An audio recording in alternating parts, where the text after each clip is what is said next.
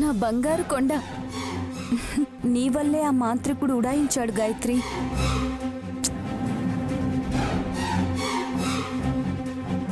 ఎప్పుడు ఎవరి రూపంలో వస్తాడో జాగ్రత్తగా ఉండకపోతే కష్టమే.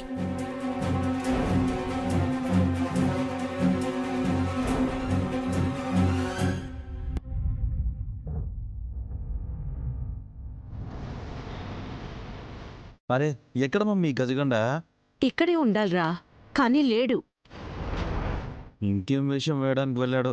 ఏ సినిమాలకో సీరియల్ షూటింగ్లకో వెళ్తే 4 రాళ్ళు వెనకేసుకోవచ్చు కదా. నీ మోహన్ రా, పంచకమణిని తన దగ్గర ఉంటే రాళ్ళు రప్పలెందుకు? అబ్బా మమ్మీ, నేను అన్నది మనీ గురించి. తెలుసులే. తిలోత్తమా,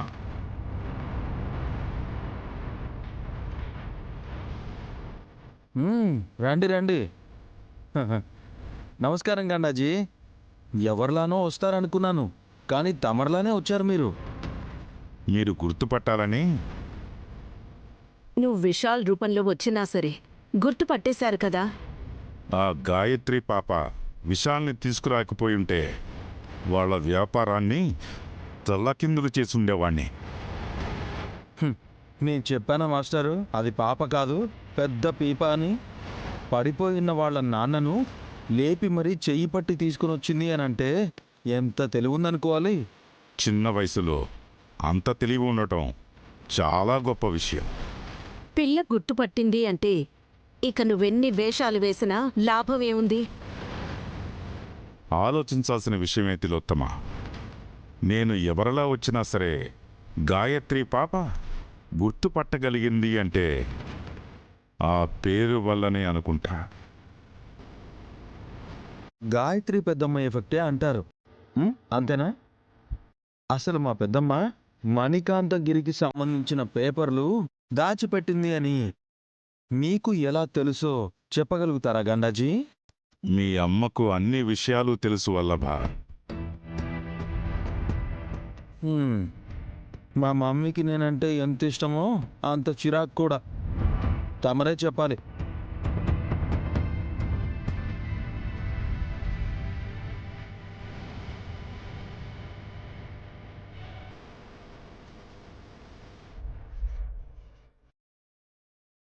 నమస్తే మేడం. నమస్తే. దక్షిణామూర్తి గారిని కలవమన్నాను. కలిశాను మేడం. ఇదిగో ఈ ఫైల్ ఇమ్మన్నారు. ఇవ్వండి.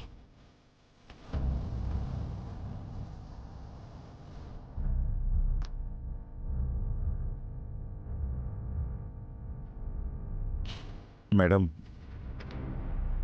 అడగొచ్చో లేదో? పర్వాలేదు, అడగండి. ఈ ఫైల్లో పేపర్లన్నీ సంస్కృతంలో రాసున్నాయేంటి మేడం? ఇది బిజినెస్కి సంబంధించిన ఫైల్ కాదు. నువ్వు నమ్మకస్తుడువని నీకిమ్మని మూర్తిగారికి చెప్పాను. నా మీద మీకున్న నమ్మకానికి థ్యాంక్స్ మేడం. ఆధ్యాత్మిక విషయాల గురించి తెలుసుకోవటం నాకు చాలా ఆసక్తి.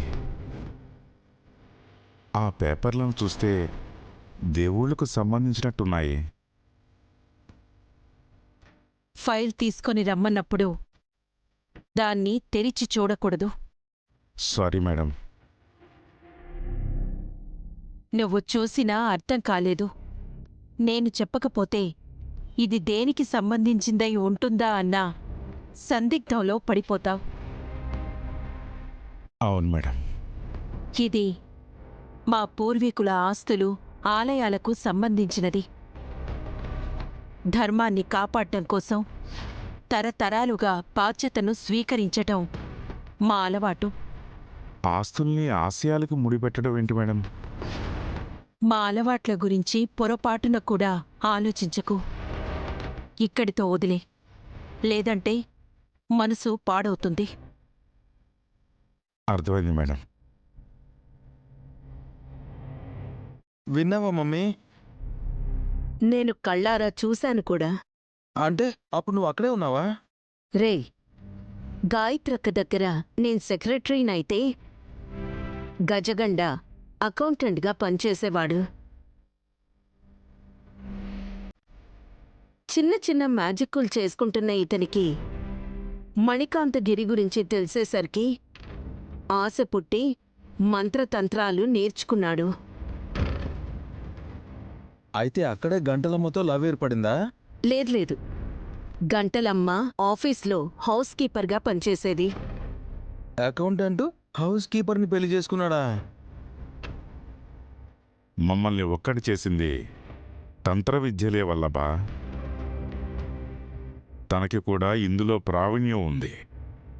ఏమున్నా సరే, మీ ఇద్దరి ఆ ఒక్కగానొక్క కొడుకు రక్తపుంజిని కూడా ఈ మంత్రాలు తంత్రాలు అని చెప్పి చివరికి గాయత్రి పెద్దమ్మ చేతిలో బలయ్యేలా చేశారు. ప్రతీకారం తీర్చుకోవాలని నేను ప్రయత్నిస్తున్నాను. గాయత్రి పాప అడ్డు తగులుతోంది గజగండ. ఆ పిల్లనే ఎత్తుకొచ్చేస్తే ఏం చెయ్యాలో అదే చేస్తాను. కిడ్నాప్ చేస్తారా? మీ ఇష్టం వచ్చినట్టు చేసుకోండి, మన కడ్డుండకూడదు.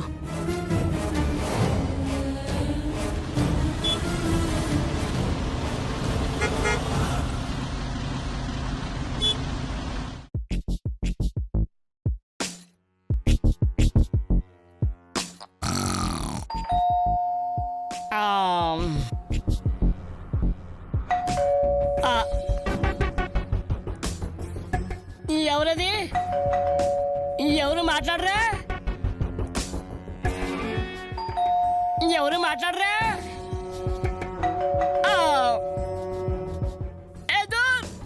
ఎక్కడున్నావా నువ్వు? ఎవరో బెల్ల కొడుతున్నారు, త్వరగా రావే. గొళ్ళెం తీయడానికి కూడా పెళ్ళమే కావాలా ఏంటి బాబాయ్? పైన గడిపడితే నాకేలాగందుతుందమ్మా. అలా పెట్టాక నీ ఎన్నిసార్లు చెప్పినా మీ పిన్ని ఇందే. అబ్బబ్బా, తలుపు తీసేంత వరకు కూడా ఆగలేరా?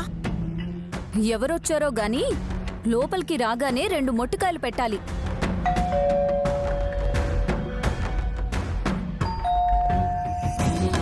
అరే, ఎన్నిసార్లు కొట్టాలి బెల్లు? ఎవరని అడుగుతుంటే బదిలీ ఊరంటాడు. అయినా మెయిన్ డోర్ ఎందుకు వేసి పెట్టారు? దొంగలొస్తారేమో అని. వచ్చారుగా. ఏయ్, అదే అత్తయ్య మా ఆయన. ఇంకా దొంగలెక్కడి నుంచి వస్తారు అంటున్నా. గజగండ ఎవరి రూపంలో వస్తాడో అన్న భయంతో తలుపులేసి బాబాయిని కాపలాగా పెట్టింది పిన్ని.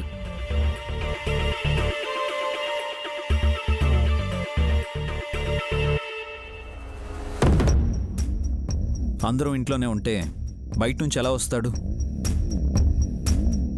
బావగారు అత్తయ్య కూడా బయటికి వెళ్లకుండా ఉంటే బాగుంటుంది. ఇది మరీ బాగుంది. ఇంట్లోనే పడుండాలంటే చాలా కష్టం. అయినా మాకేమైనా చేతులు పడిపోయాయా, కాళ్ళు పడిపోయాయా? అవి పోతే బావున్ను అని మీరు అనుకుంటున్నారా? చెప్పండి, ఏదో ఒకలాగా తీయించేస్తాం. తమాషా చేసింది చాలు కాని ఎందుకైనా మంచిది, పిల్లల్ని కూడా ఒక కంట కనిపెడుతూనే ఉండండి.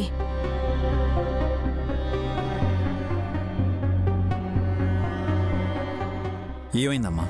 ఏమైనా సమస్యనా? అదే విషయాలు.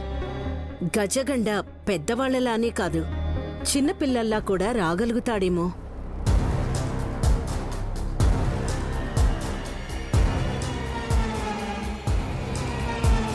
అలా వస్తే అస్సలు కనిపెట్టలేమత్తయ్యా. గాయత్రిలానో గానవిలానో వచ్చాడే అనుకోండి, తెలియక మా అక్క పాలు పట్టినా ఆశ్చర్యం లేదు.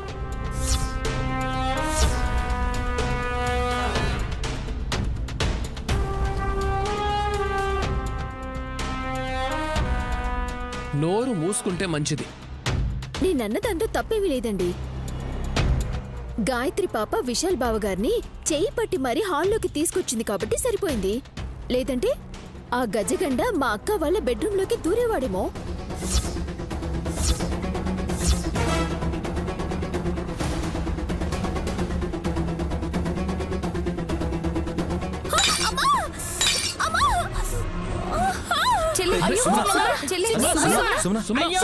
సుమనమ్మ తల్లికి ఫోటో వచ్చి తగిలిందే.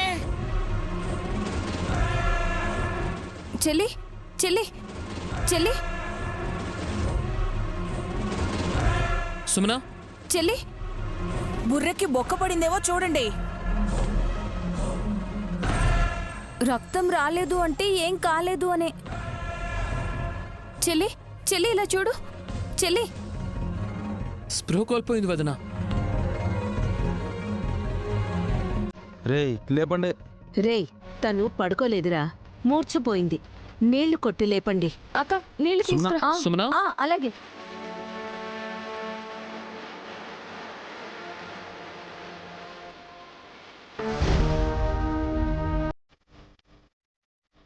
సుమనా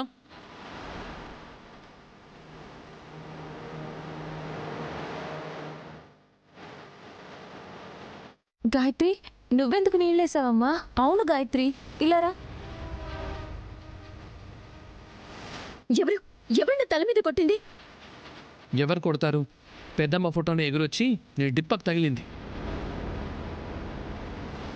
ఫోటో ఎలా వస్తుంది?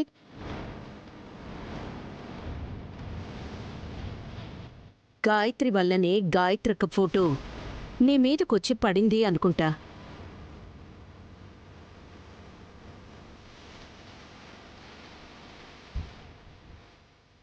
అలా అంటావేంటమ్మా? పసిపాప తను బొమ్మలతో ఆడుకుంటుంది కానీ అమ్మ ఫోటోతో ఎందుకు ఆడుకుంటుంది?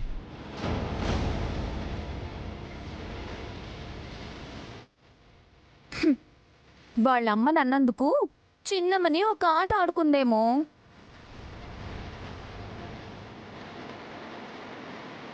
ఊరుకోండమ్మా నువ్వు. బుర్ర గట్టిగా నొక్కేసుకో సుమ్మి, లేదంటే రక్తం గడ్డ కట్టి మళ్ళీ మూర్చపోయేలా ఉన్నావు.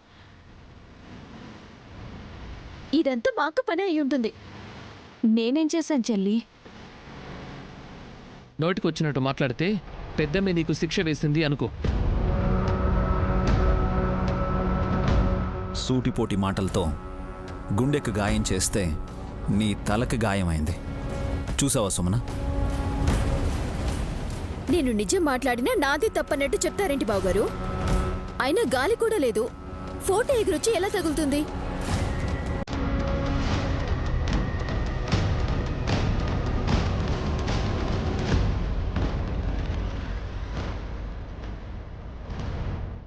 ఒక్క నిమిషం అలాగే ఉండు చిట్టి. ఏం చేస్తావే? ఆ ఫోటోని అక్కడి నుండి తీసుకొని మళ్ళీ విసురుతాను. సరిగ్గా చిట్టికే తగిలిందనుకో, తన నోటి దురుసు వల్లే ఇలా అయిందని అనుకుందాం. వదిన రేయ్, అరే సుమనని చంపేస్తావేంటి? తనేం చావద్దులేండి, పాపి చిరాయు మీ అమ్మలాగే. రే నా జోలికి రాకు నువ్వు. ఫోటో పడే ముందు గాయత్రి పాప అక్కడే ఉంది కాబట్టి తన వల్లనే ఇలా జరిగిందేమో అని. పసిపిల్ల మీద అనుమానాలు పెట్టుకోకండి అత్తయ్య. అక్క పాపరెట్టివ్వు, పాలు తాగిస్తాను. రా గాయత్రి. అల్లుడు మన ఫోటో పెట్టాం కదా. సరే మావయ్య.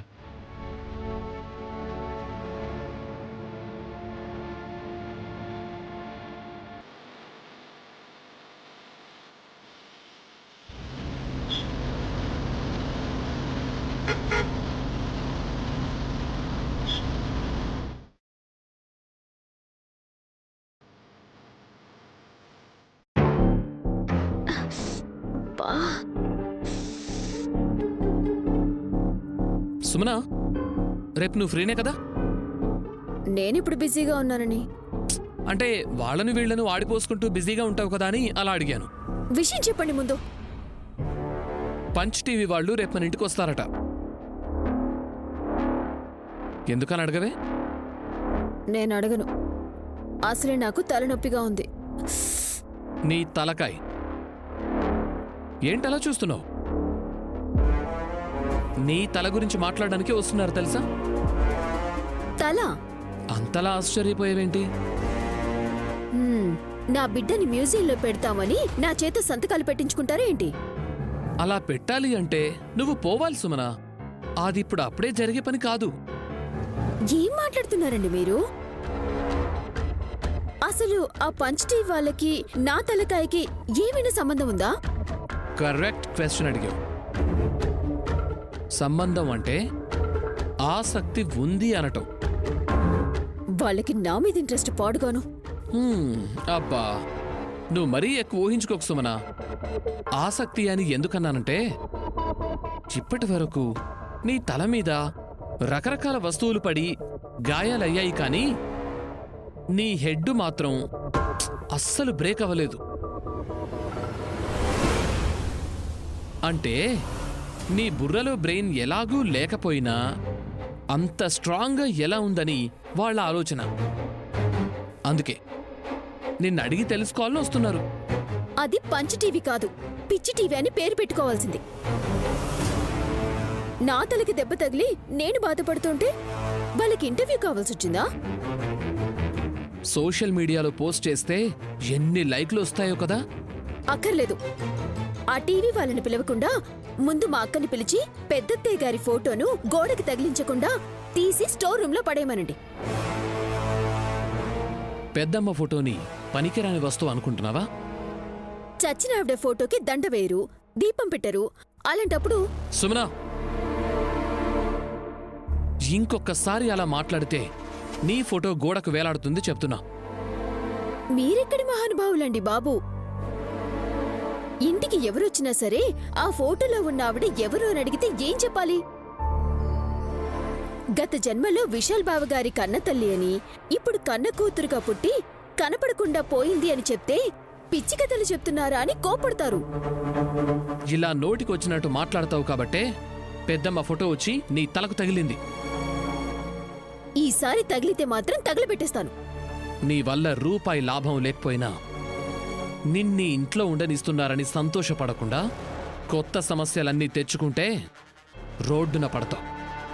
మీరెన్ని శాపనార్థాలు పెట్టినా అవి జరగవులేండి. జరిగిన రోజు నీకు నరకం కనపడుతుంది.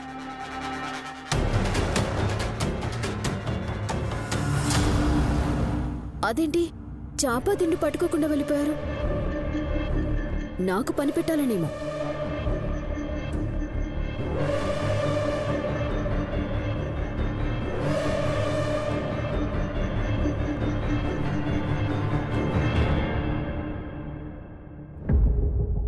మమ్మీ, నాకు టైంపాస్ కావడం లేదు. ఆడుకుందామా? అలా చూస్తావేంటి మమ్మీ?